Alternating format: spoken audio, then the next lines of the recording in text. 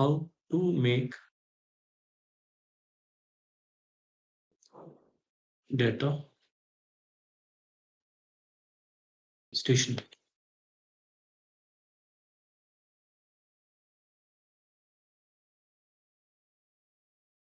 So there is a test. There are two couple of tests is there. One test is called Dickey-Fuller test,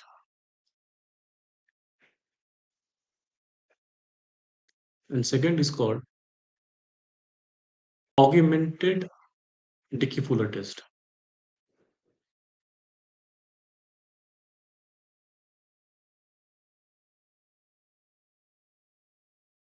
Okay, Dickey-Fuller test. This is also called DF, and in short, this is called ADF. So DF and ADF, ADF is an improved version of DF. ADF is an improved version of DF. So improved, the improved or the extended version or the advanced version of DF. The DF means Dickey-Fuller test. Augmented Dickey-Fuller test is the advanced version of the Dickey-Fuller test. Okay. Suppose we already know the linear regression equation.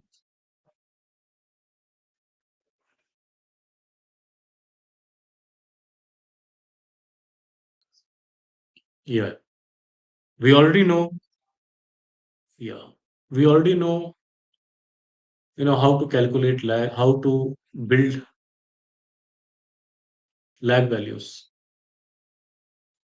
right? Suppose we have a data, sales data, and how to build the lag values. We know that. We already know how to build autocorrelation chart.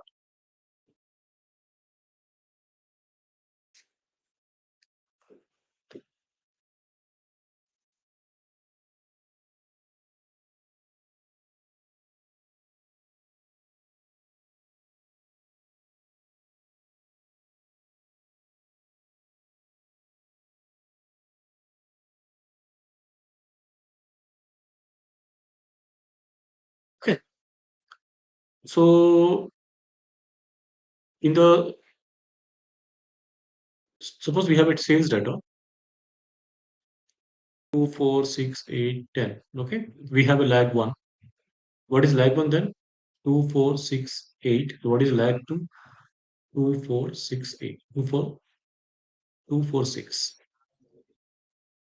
Okay, and we're building a autocorrelation chart from here. For example, we build an autocorrelation chart, and the autocorrelation chart is like this. This is lag 1, this is lag 2, and this is a lag 3. So where is the death point here?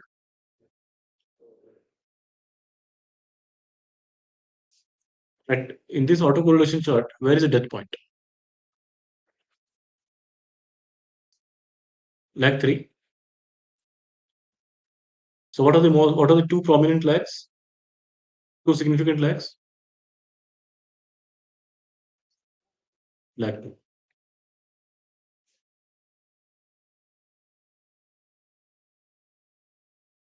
Right? So if there are two significant lags, we have studied that we can build autoregressive equation here.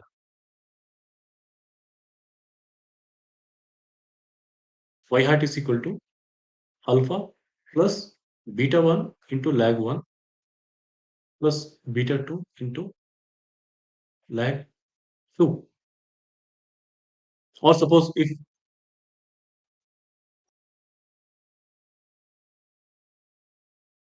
we don't know whether beta 1 is small or beta 2 is small, we don't know.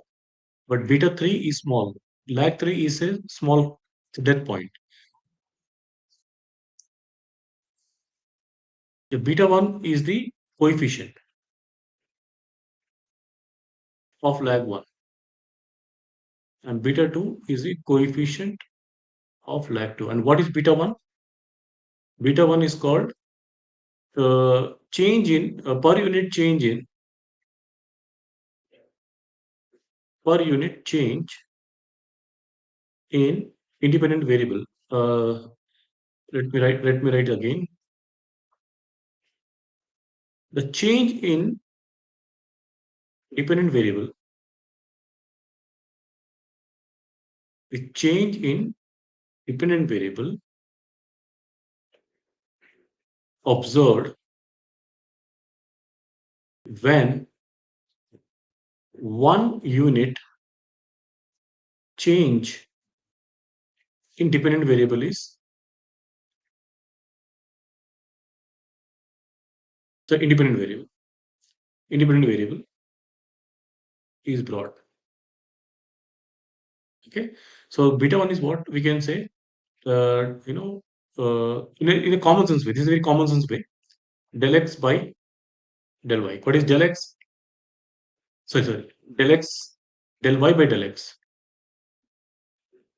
So y2 minus y1 del x2 minus x1. So if I bring a 1 unit change in x, how much change in y will get? So if I plot this into curve, this is my x1, this is my x2. Okay, so this is 20, this is 21. At x1 my sale was 100, at x2 my sale is 150. Okay, this is my y1, this is my y2. Okay, so what I'm going to do, y2 minus y1 by x2 minus x1. And what is y2 minus y1 here? 150 minus 100 and 21 minus 20. So this is 50 divided by 1. So if I make 1 unit change in x, I'm going to get 50 unit change in y. So this is a general approach to understand coefficient, right? But there is a complex formula for this, which you're going to learn later. So coefficient calculation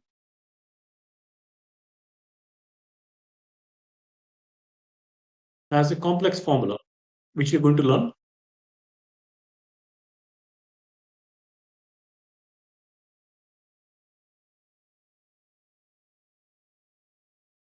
later. So, for example, I have autocorrelation chart, and where I have only lag 1 significant, and death point is lag 2. So what is the equation? Y hat is equal to alpha plus beta 1 into lag 1.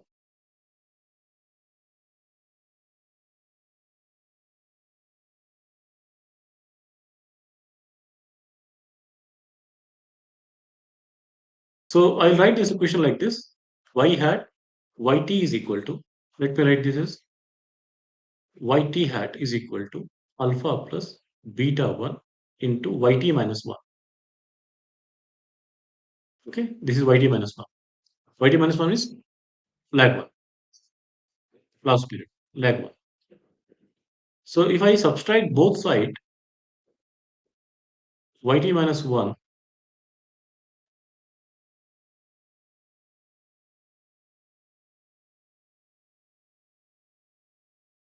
what this will become? Yt minus 1, we'll call this is del yt, we call del y hat. Okay, so this becomes del y hat is equal to alpha plus, beta minus 1 into yt minus 1.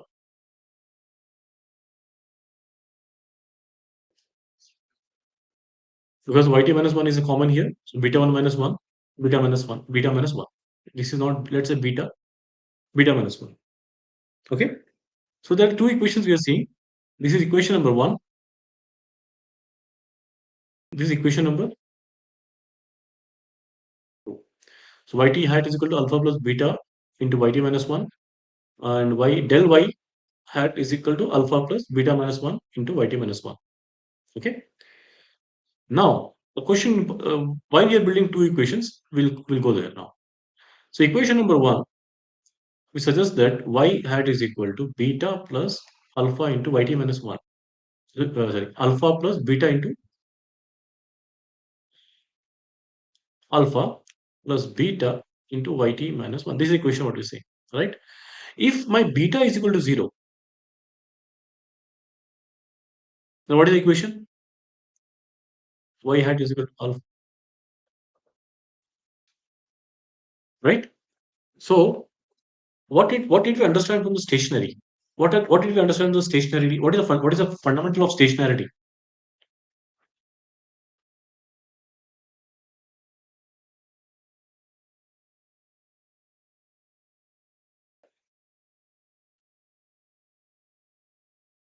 What is the fundamental of stationarity?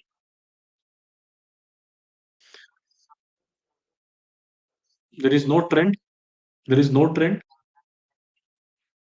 right? There is no seasonality,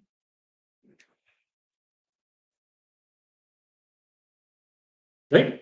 So if you have consistent lags like this, then this is trend.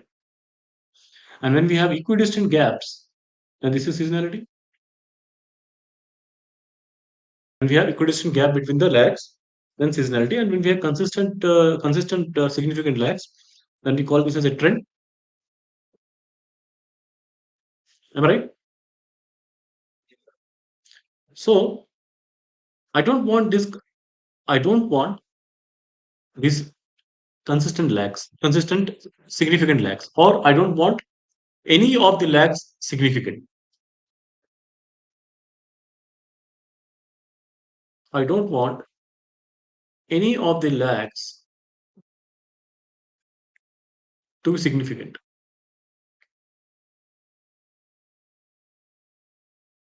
I don't want any of the lags to be significant. If if I want a stationary data,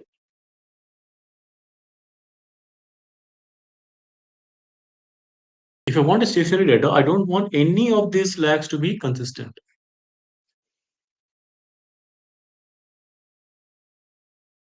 So if my equation is there, y hat is equal to alpha plus beta into yt minus 1. If beta is equal to 0, then yt minus 1 is insignificant.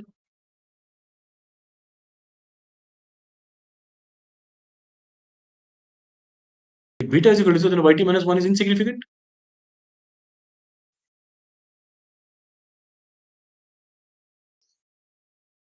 Yeah. So yt minus 1 becomes 0 because the lag is insignificant. Then the lag yt minus 1 is insignificant. So we will be having a death point the very beginning itself, right? The death point will be here itself,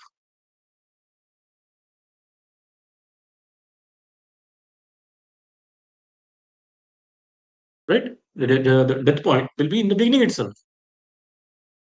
So there is no, yeah,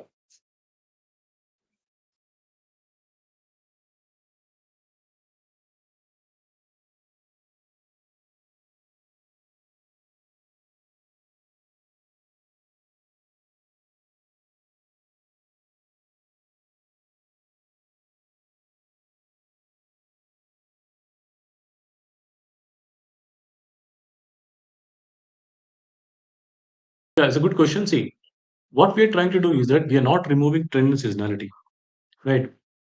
We are our the original data, if it has a trend or seasonality or both, right? They are present there, right? We are not remove from the original data. We are not trying to remove its trend and seasonality. What we are trying to do, we converting the original data into stationary data,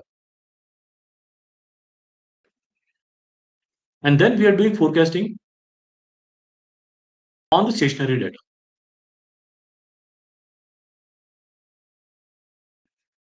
Okay, so what we do, we convert. We are not removing anything from any trend, any seasonality from the original data. Okay. It is there. What we're trying to do is we are transforming the original data into a stationary data. And then we're doing forecasting on the stationary data. Once we get the forecast, then we will transform this forecast back to the original. So once the forecast is over, we'll again transform and compare it with the original data. What is the benefit of this? The benefit is that here the model complexity will reduce.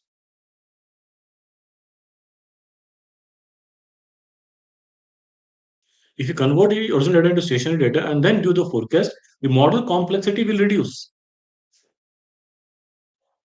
But if you do the forecasting on the original data, the model complexity will be higher.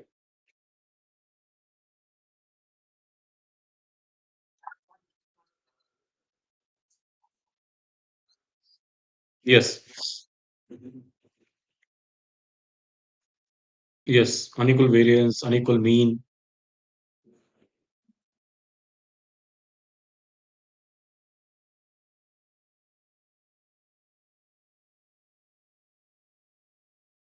So this is what we're doing. We're trying to reduce the model complexity by converting the data into stationary data. Then we are doing the forecasting on the stationary data. Then again we'll transform and compare it with the original data only. We're not going with this stationary data. We're only going to stationary data to for the transformation point of view so that we reduce the model complexity.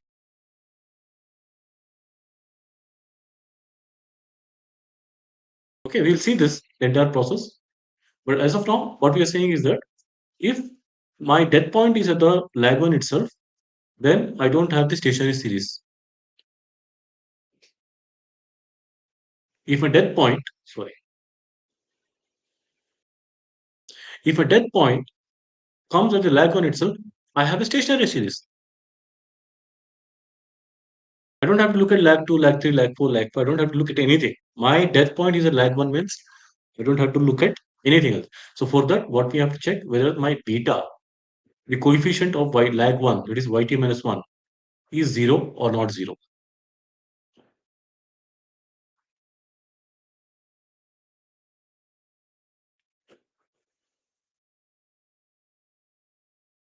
So any questions here? How we are trying to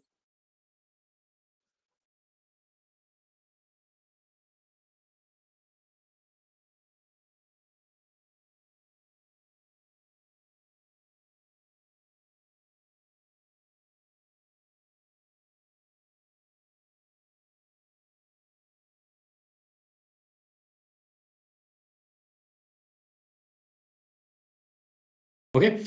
Now let's go to second equation, which is delta y is equal to alpha plus beta 1 minus yt minus 1. See, this is equation number 2, right? So in the equation number 2, if you want this lag 1 coefficient to be insignificant,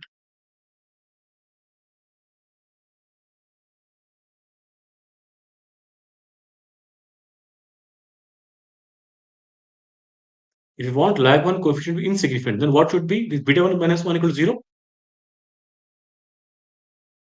right? In the previous equation 1, we wanted beta to be equal to 0, right? But now we want beta 1 minus equal to 0 in the equation number 2. Getting a point? So if beta minus 1 equal to 0, then what should beta? Beta should equal to 1. If beta is equal to 1, then this beta minus 1 equal to will be 0.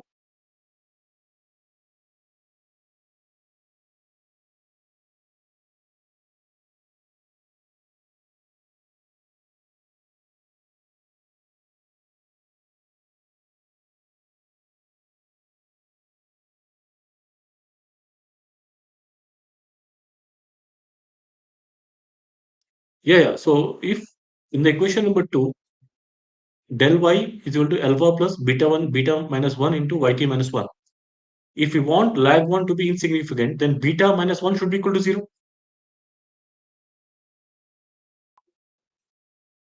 Then what will the beta in that case? If beta minus 1 equal to 0, then what is beta?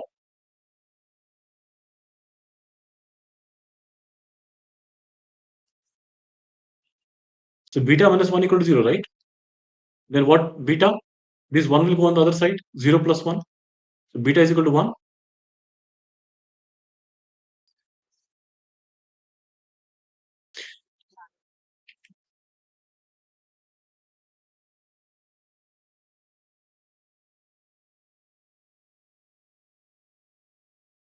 Yeah. So we want lag 1 to be insignificant, right? We want lag 1 to be insignificant, then beta minus 1 has to be equal to 0. If beta minus 1 equal to 0, then beta is equal to what? 1.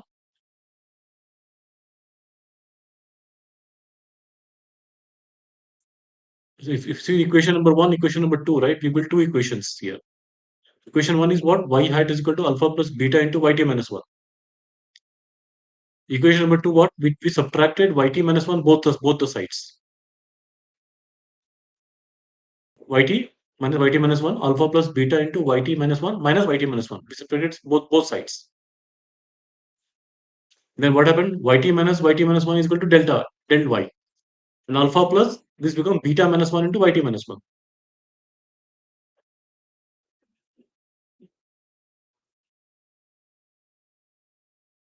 Right.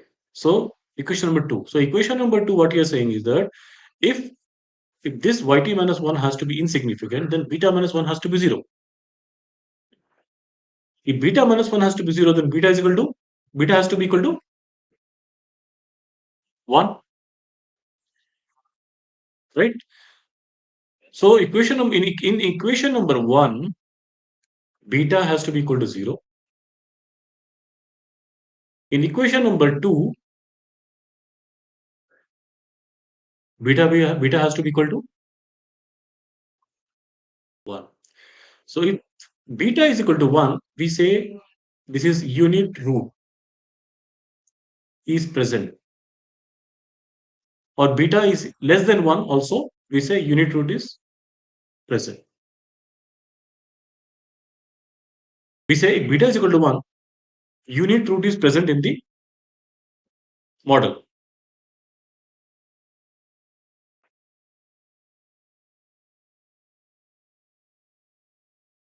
Yeah.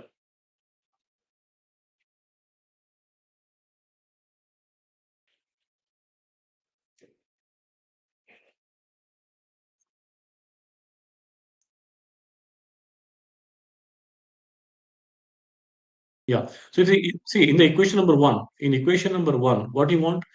Yt is equal to alpha plus beta into yt minus 1. If beta is equal to 1, in the first equation, if beta is equal to 1, beta is equal to 1 or beta is more than 1, then this is significant lag. If beta is equal to 1, significant lag, right? In the equation number 1, if yt minus 1 coefficient, if beta is equal to 1 or beta is more than 1, right? Then the lag 1 is significant.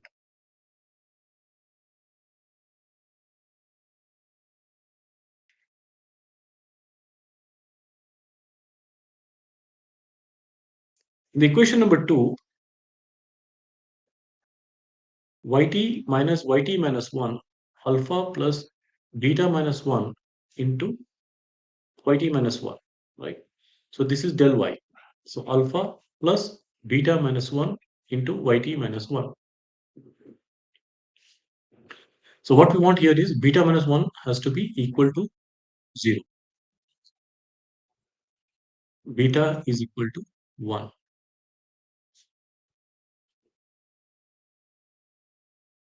Yes. So if beta is equal to 1, then what we want, what we say,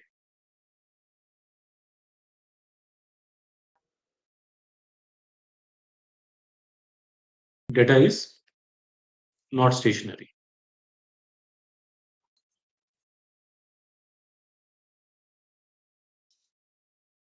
Okay, if beta is equal to 1, data is not stationary, and if beta is more than 1, also not data is not stationary.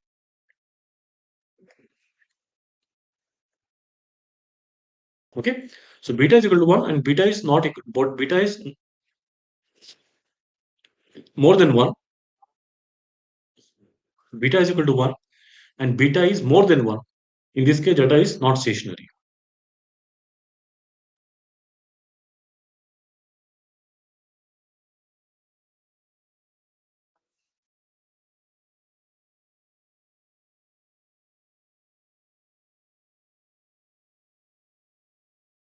So when we do this test, we have to do frame a null hypothesis.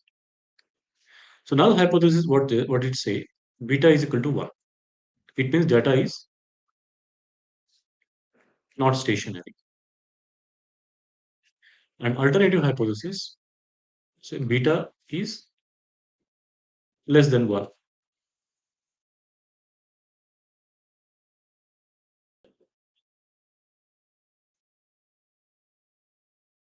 Data is stationary.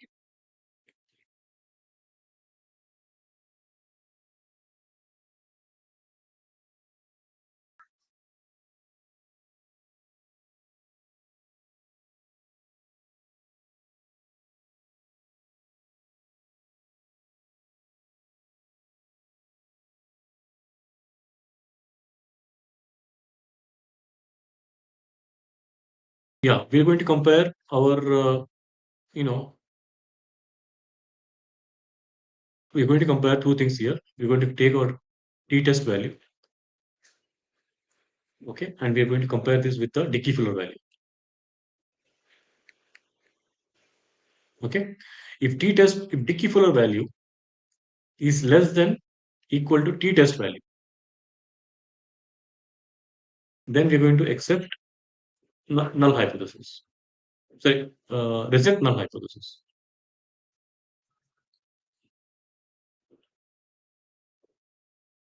If df value, just a minute, if df value is less than, yeah, if df value is, sorry, no, let me rerefer. Let me frame the graph first. So this is our graph. So let's say your t value is over here and df value is over here, right? So in this case, we are going to accept. So if the df value is less than t value, so we are going to reject null hypothesis.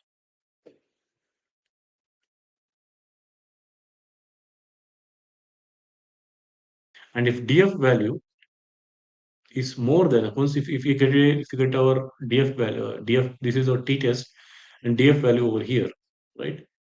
More than t-test, then we are going to accept null hypothesis. So in this case, reject null hypothesis means data is stationary. And if you go to accept null hypothesis means data is not stationary.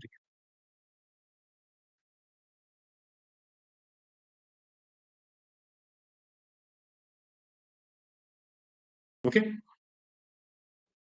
Not declared freedom. DF is a Dickey-Fuller critical value. Dickey-Fuller critical value.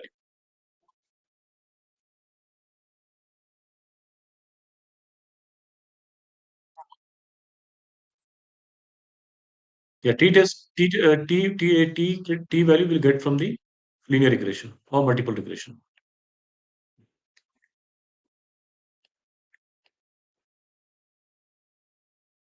Okay, t value will get from the linear or the multiple regression. Okay, so df value and t-test value we have to compare. If the df value is less than, then we are going to reject null hypothesis. If the df value is on the right hand side, then we're going to accept null hypothesis. If we are rejecting null hypothesis, it means data is stationary. If we accept null hypothesis, it means data is not stationary.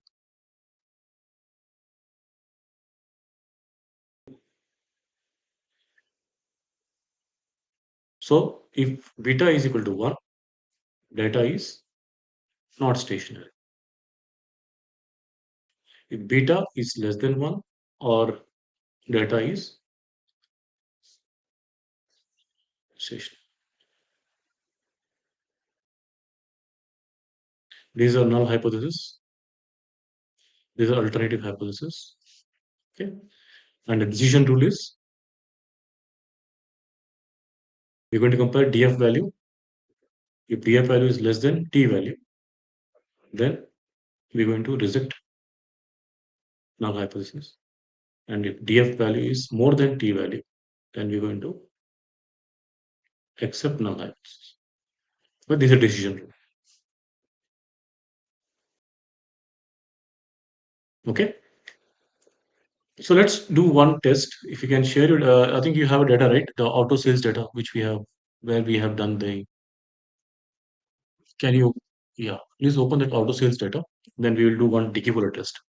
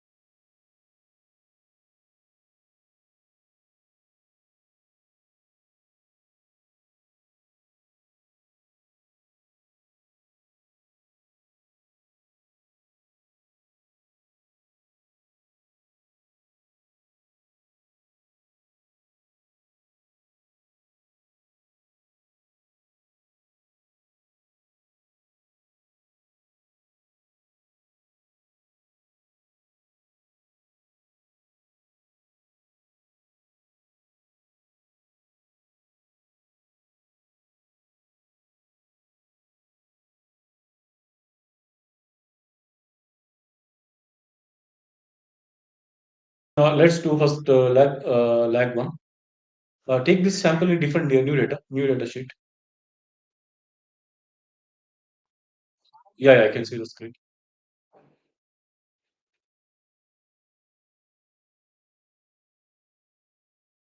Yeah, create a lag one of the data.